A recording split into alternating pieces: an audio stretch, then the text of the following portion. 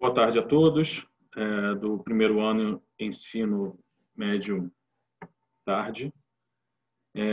Na aula passada, a gente tem falado sobre a Revolução Francesa. Na última aula, falei sobre a situação política, social e econômica em qual se encontrava a França, né, da França do chamado Antigo Regime. Falamos sobre as diferenças sociais que haviam ainda, diferenças sociais que persistiam desde a Idade Média. Tudo aquilo que a gente aprendeu sobre a Idade Média, sobre a sociedade medieval ser dividida em estamentos, no primeiro estado, o clero, o segundo estado, a nobreza, o terceiro estado, os servos, meio que continuava a valer na França, né? Os estados gerais, eram os estamentos, essas divisões sociais. Mas, como a história já tinha andado, né? O capitalismo estava se fixando, já tinha se fixado na Inglaterra, estava já começando a se espalhar pelo resto do mundo. O que impossibilitava a burguesia francesa de crescer? Era esse sistema social que não estava de acordo com os valores burgueses, os valores do iluminismo francês também. Então, o que acontecia? Numa crise econômica gravíssima, causada tanto pela gastança desenfreada da família real, da corte do Luís XVI, um rei absolutista, além das técnicas defasadas de agricultura, a baixa produtividade da mão de obra servil, a baixa produtividade do campo, que não conseguia atender uma crescente demanda de uma população urbana sempre crescente, aliado aos gastos da França auxiliando os Estados Unidos na sua independência contra a Inglaterra, criaram um ambiente onde a inflação começou a consumir os mais pobres. Isso foi criando uma satisfação terrível. E aí, nessa crise econômica toda, a única saída seria qual? Aumentar os impostos e cobrar os impostos de quem não pagava impostos, certo? Essa era a proposta do ministro da Economia, uma espécie de Paulo Guedes lá do Luís XVI. O Paulo Guedes, assim como o Bolsonaro, também não gosta muito das ideias do Paulo Guedes, porque são sempre impopulares. O ministro, então, foi demitido, foi posto outro, Neckett, e ele deu uma ideia. Olha, então, rei, já que o senhor não quer arcar com o ônus, né, da escolha de como resolver isso, vamos convocar, então, a Assembleia dos Estados Gerais. O que era essa Assembleia dos Estados Gerais? A gente pode dizer que é o primeiro passo para a Revolução Francesa. A Assembleia dos Estados Gerais era uma espécie de parlamento, né, uma assembleia, uma reunião dos representantes da sociedade. Então, você tinha representantes da igreja, da nobreza e do terceiro estado. E relembrando, uma coisa que eu tinha esquecido de falar. Boa tarde, Isaac. Tudo bem? Esquenta não, cara. Eu só estou fazendo uma recapitulaçãozinha rápida sobre o que falamos na semana passada. Então, eu parei, estou falando agora da Assembleia dos Estados Gerais. Então, essa assembleia, essa reunião dos representantes do primeiro, que é o clero, do segundo estado, que é a nobreza, e do terceiro estado, que era todo mundo que não era nem clero nem nobreza, ou seja, a população, mais de 90% da população, mas nessa assembleia era representada principalmente pela burguesia, pela média e pela alta burguesia. Então, lembrando que o terceiro estado é um grupo muito heterogêneo. Você tem desde os mais pobres, né, dos servos, dos sans-culottes, você deve lembrar que eu falei do sans-culottes aqui, da classe mais pobre de Paris, só que era também a massa dos trabalhadores desqualificados de Paris. Aí você vai dos mais pobres até os mais ricos, que é a alta burguesia, donos de manufaturas, de empresas de comércio, de minas, de fazendas. Olá, Amanda, tudo bem com você? Seja bem-vinda. Então, a gente pode dizer que o primeiro passo para a revolução é isso, esse descontentamento popular, a incapacidade do rei absolutista Luís XVI de contornar e resolver a crise. Então, ele chama a Assembleia, e essa Assembleia, na verdade, é um símbolo da fraqueza dele. Então, quando o pessoal se reúne, né, eles começam a debater, é proposto, então, que os impostos sejam aumentados, obviamente, mas que o clero e a nobreza também paguem impostos, eles que não eram tributáveis. Por isso que eu fico brincando com você, dizendo que a França e o Brasil, a França do antigo regime e o Brasil de hoje em dia parece muito, né? O nosso primeiro estado também não quer pagar, né? Está devendo 1 bilhão para a União e não quer pagar, né? O nosso primeiro estado aqui, as igrejas não gostam de pagar também, é igual naquela época. E o nosso segundo estado aqui seria a nobreza, né? São o pessoal do STJ, né? Do judiciário, as altas patentes dos militares, essas coisas, né? Também não gostam de pagar impostos, gostam de regalias, gostam de nadar na grana do contribuinte. Muito parecido, muito parecido. Falta só uma revolução aqui, que nunca acontece. Então, a Assembleia dos Estados Gerais não chega a um consenso, porque o primeiro e o segundo Estado se unem contra o terceiro. O terceiro, apesar de ser maioria, ter o maior número de representantes, não tinha força política, porque era só um. A nobreza e o clero sempre se juntavam. Então, como falei na última aula, o terceiro Estado se cansa daquilo tudo, se cansa, fala assim, isso aqui não vai dar em nada. O terceiro Estado, então, sai da Assembleia dos Estados Gerais, vai até um salão, um jogo de salão da época, né, que costumava a nobreza jogar muito, que era o jogo de pela. Eu acho que seria algo próximo do boliche, da bocha, sabe? Uma coisa assim. Então, eles se reúnem nesse salão, se trancam e dizem, a gente só sai daqui quando a gente tiver uma constituição cidadã, né, baseada nos princípios do iluminismo. Então, o rei não gosta do que está acontecendo, ele tenta intervir, ele monta uma milícia, ele pega a guarda dele, bota na rua para sufocar essa Assembleia Nacional Constituinte, mas a população, apesar da população de camponeses, de pobres, de analfabetos, eles estavam em polvorosa, eles tinham uma consciência política muito forte, principalmente as mulheres, as primeiras a dar o primeiro passo, né, para a revolução são as mulheres, pegam seus ancinhos, seus forcados, suas foices e vão para a porrada com a força militar do rei. E aí o povo invade a chamada Bastilha, que era uma fortaleza, uma prisão, já estava desativada, mas era o símbolo da opressão do rei, porque quando o rei não gostava de alguém, ele mandava para a Bastilha. Eu até citei aqui dois famosos, o Voltaire, o grande filósofo Voltaire, que foi preso várias vezes, e o escritor de histórias obscenas, até para hoje é muito obsceno, que era o Marquês de Sade, né, de onde vem a palavra sádico e sadismo, sadomasoquismo, essas coisas. Foi ele que inventou essas paradas doidas. É claro que ele ia parar na Bastilha, ficou lá muitos anos na Bastilha.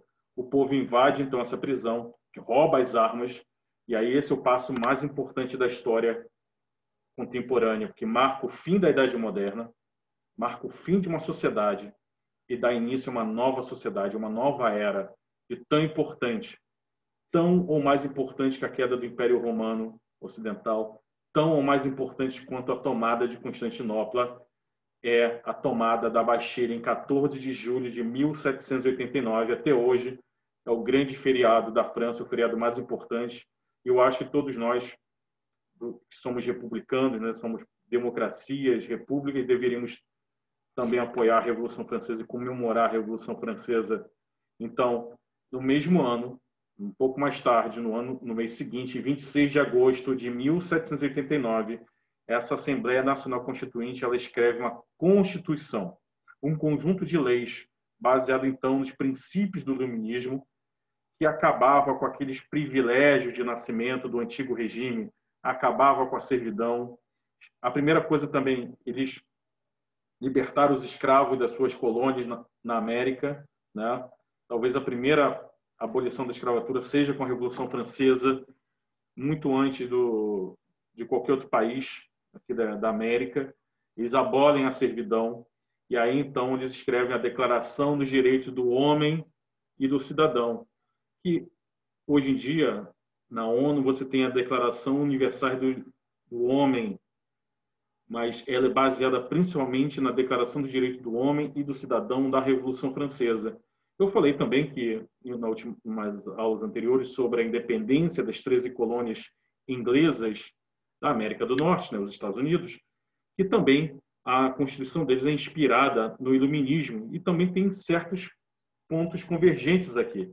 Mas é claro que os americanos mantiveram a opressão contra os indígenas, a escravidão dos africanos, né?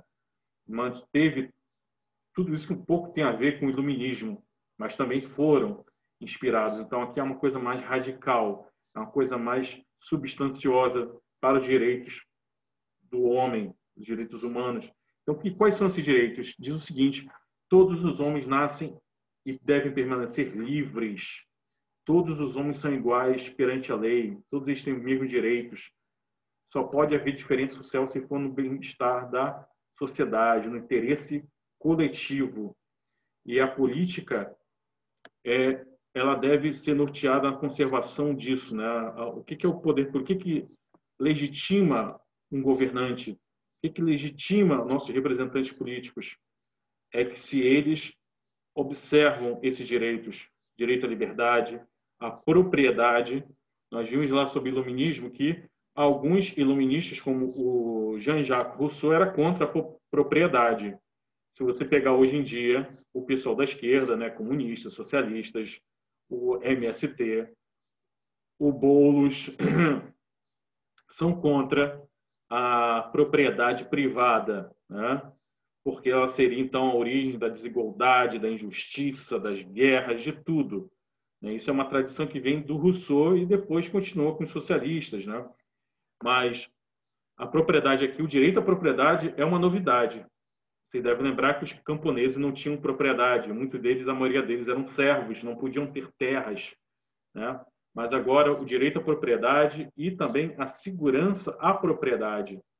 Ninguém vai poder te expropriar do que é seu.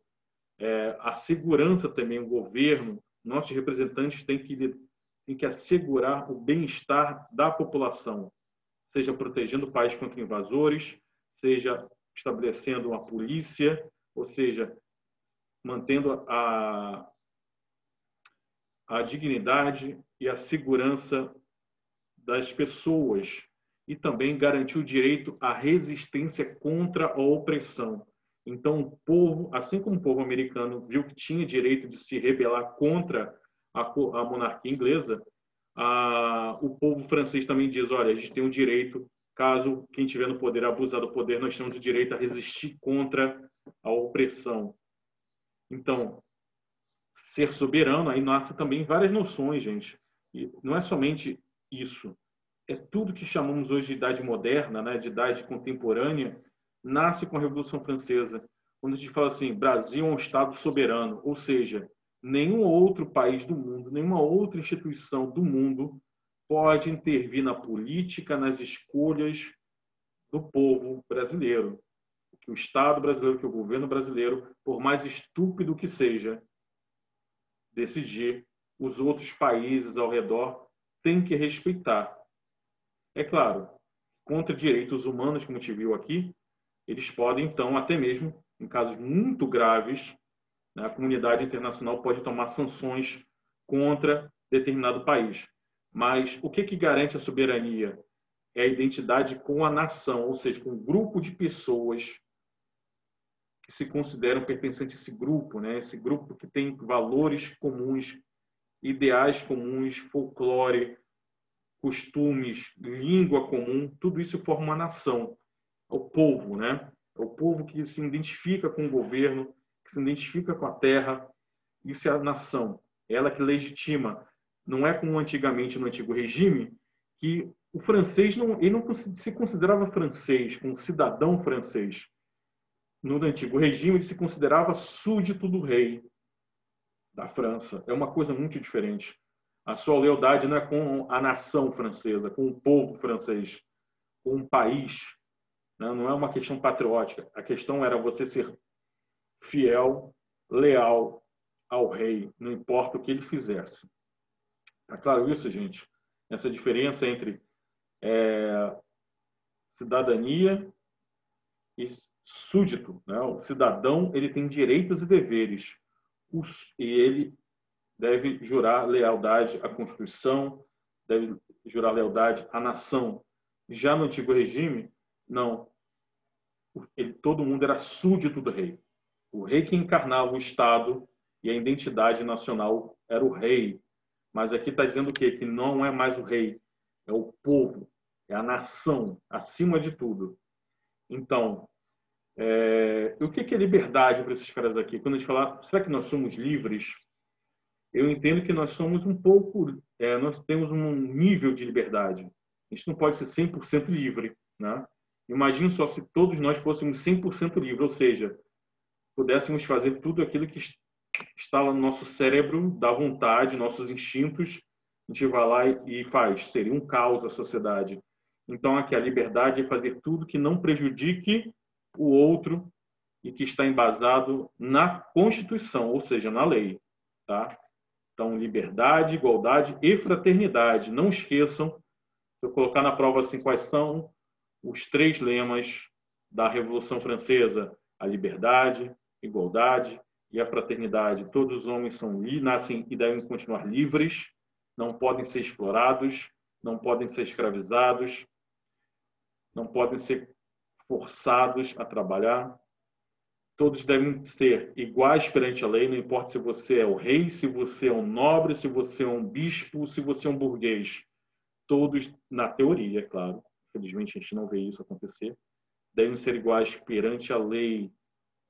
E o que é a fraternidade? Todos os homens devem ser como irmãos, devem se amar como irmãos. Eu falei armar, né? É amar, devem se amar. Então, em 1790, temos também a Constituição Civil do Clero. No antigo regime, Estado e religião, a igreja, estavam juntos, tá? Tanto é que quem legitimava o poder do rei? O rei era considerado, segundo alguns autores, como Jean-Jacques Bossuet. O Bossuet dizia, olha, o rei é um ungido do Senhor. Assim como lá no Antigo Testamento você tem o profeta Samuel derramando óleo na cabeça do Davi, falando, Davi, agora você é o rei, não é mais o Saul. Então isso é ser ungido, é o Deus que escolhe os reis, é Deus que permite os reis reinarem. Então, aqui começa a diferença. Na Revolução Francesa, é uma separação do Estado. Hoje em dia se fala assim, Estado laico. O que é o Estado laico? É o Estado separado de qualquer igreja. O Estado não pode favorecer nenhuma religião. Ele tem que tratar todas as religiões de maneira igualitária. Não pode perseguir ninguém por sua crença, por sua fé. Mas também não pode favorecer nenhuma fé em detrimento das outras. Então, essa Constituição Civil do Clero tornava a igreja, dentro da França, submissa ao Estado. As terras que eram da igreja foram confiscadas e distribuídas pelo Estado aos camponeses. E aí, então, temos essa primeira fase da Revolução. A Assembleia Nacional Constituinte, que escreve, tá, essa Constituição, e torna a monarquia, vejam bem, no primeiro momento eles não derrubam o rei. O rei é mantido no poder. Mas, a contragosto, o rei tem que obedecer agora à Constituição. O rei não está acima do poder. Eu até brinquei dizendo que o nosso digníssimo líder, o Bolsonaro, falou no arrombo assim, de Luís XVI, ou ainda de Luís XIV, ele falou assim, a Constituição sou eu. Não, cara, você não é a Constituição. Pelo contrário, se o presidente tem que seguir a Constituição, aqui o rei é que tinha que seguir também. Ele era um cidadão, como qualquer outro cidadão. Então, essa monarquia constitucional vai de 1791 até 1792.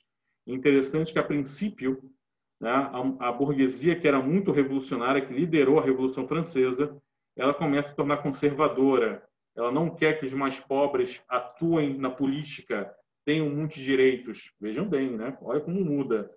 Então, a burguesia vence a igreja, vence a nobreza, vence a monarquia absolutista, mas agora ela quer negociar com a monarquia. Então, uma monarquia constitucional, divisão dos 3 poderes. Lembra quando a gente falou isso do Barão de Montesquieu, legislativo, o executivo e o judiciário? O rei seria o executivo e a Assembleia Nacional, né, dos deputados, seria então o legislativo. Seria aqueles que votariam as leis e governariam junto com o rei, tudo separado. Só que aí é o seguinte, gente, a burguesia, né, a alta burguesia, ela vai colocar essa Constituição sendo muito liberal para os interesses dela. Então, quem é que poderia ser eleito para o parlamento francês? Apenas quem tivesse renda. Então, era censitário. Não era todo mundo que poderia, então, votar e ser votado. Então, isso restringia a atuação das classes mais pobres, menos favorecidas, e favorecia em muito a alta burguesia.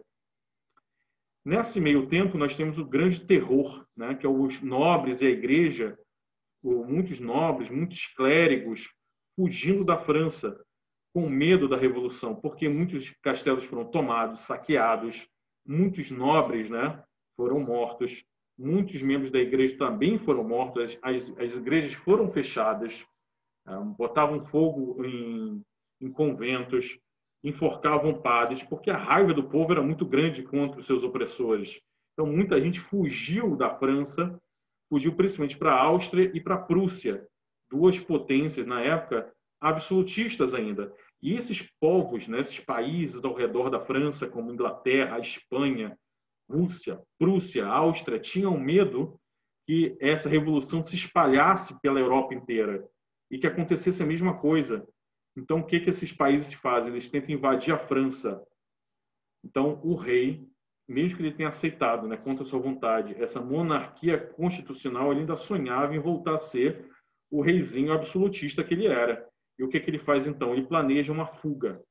Ele tenta fugir com a família dele, se veste de mulher, de madrugada, e vai e foge da França. Na apostila de você diz que ele foi com uma comitiva tão grande que não tinha como esconder. A galera viu, falou, cara, está tentando enganar quem? Então, em 21 de junho de 1791, o rei foi capturado na cidade fronteiriça da França com a Alemanha, na cidade de Varennes, e aí então ele foi capturado, levado para Paris de volta, julgado e condenado à execução pública na guilhotina. A guilhotina, que foi uma invenção humanista, vejam bem, de um médico chamado Guillotin. O Guillotin pensou o seguinte, pô, antigamente, como é que se matava alguém, né? Se enforcando ou torturando mesmo, né? A pessoa era torturada em praça pública, esquartejada. Então, era uma coisa assim terrível de se ver. A pessoa sofria muito, mesmo no enforcamento, a pessoa sofre muito. É uma coisa muito feia de se ver. Ou então os caras penduravam gaiolas, colocavam o preso lá dentro e deixavam o cara morrer de fome. E vinham os pássaros comer os seus órgãos. Era uma coisa sempre muito tétrica, né? Muito horrível. Então o Guilhotin pensou, pô, uma coisa rápida, fácil e indolor. Então, como você imagina, a guilhotina, aquela enorme lâmina pesadíssima, cortando então o pescoço da pessoa. O rei Luís XVI foi então guilhotinado. No ano seguinte, em setembro de 1792, a esposa dele então é guilhotinada também. Em 1795, o filho dele, que seria Luís XVII, acaba morrendo de pneumonia na prisão. E aí, então, começa uma nova fase, que é a fase da República. Tá? Começa, então, não tem mais rei. Já que morreu todo mundo da monarquia, não tem mais rei. Começa, então, o que chamamos de fase republicana. Essa fase republicana é dividida em convenção, diretório e consulado. E aí tem o golpe do Napoleão Bonaparte, que dá fim à Revolução Francesa. Na semana que vem, nós vamos falar então do período revolucionário republicano, tá? Período da República, primeiramente a convenção dominada pelos jacobinos, a ala mais radical, que queria maior participação política, maiores direitos aos camponeses, aos mais pobres, aos sans-culottes. Depois vem o diretório, que é da alta burguesia, o caos que a França vai se tornar, uma bagunça generalizada, e aí entra o cara forte, poderoso, o baixinho, Napoleão Bonaparte, no consulado, e depois volta a ser Império Francês, o Império Napoleônico. Tá bom, gente? Tudo isso a gente vai ver então semana que vem. A gente fecha então o assunto de Revolução Francesa. Alguém tem alguma dúvida? Alguém quer comentar alguma coisa? Ok, então, Maria Eduarda, muito obrigado, tá, meninas, pela atenção de vocês. Por favor, não saiam ainda que eu preciso tirar a nossa fotinho comprobatória, né, da nossa presença.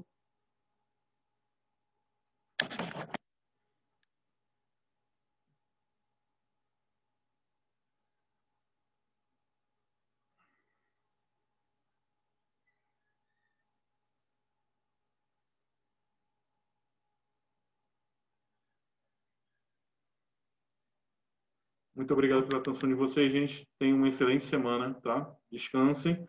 Até sexta-feira eu coloco as questões, tá? Tem textinho para vocês lerem, não deixem de ler. Façam as atividades que eu vou postar. Até sexta-feira eu estou postando as atividades, tá bom?